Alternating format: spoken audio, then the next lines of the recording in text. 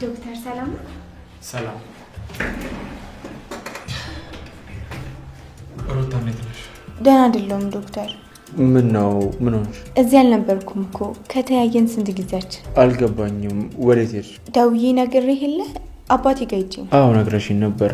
ትንሽ ስራ በዛብኝና ረሳሁት። እንኳን ደህና መጣሽ ሩታ። አመሰግናለሁ ዶክተር። እና ምን ገጠመሽ ሩታ? ምንሽን ታመሽ ነው? ልቤን። ከዚህ በፊት የልብ ኬዝ አጋጥሞሽ ያውቃል?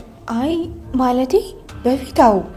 አሁን ግን እንደዚህ ነገር አጋጥሞኝ አያውቅም። ኦኬ እንደዛ ከሆነ ምርመራ ማድረግ አለብን።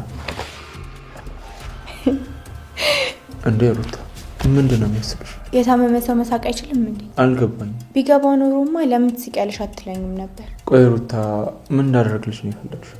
ትንሽ ጊዜ ሰታኝ እንዳወራ እፈልጋለሁ። እሺ ሩታ።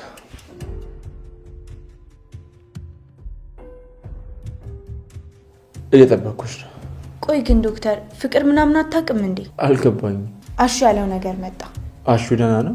አዎ ደህና ነው ዶክተር። እንደተንከባከብከውና ጥሩ ሰው እንደሆንክ ነገረኝ። እሱም እኮ ጥሩ ሰው ስለሆነ ነው የታየው። ምኑ?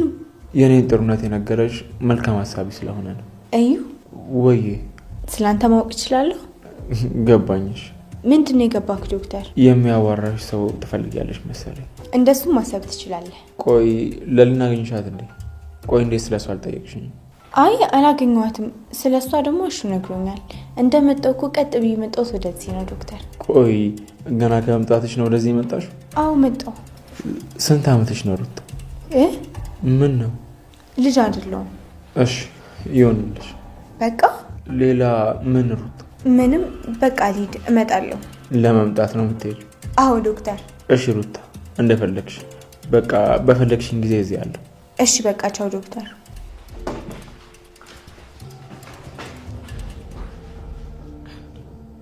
ቆይ ምን ይሆንሽ?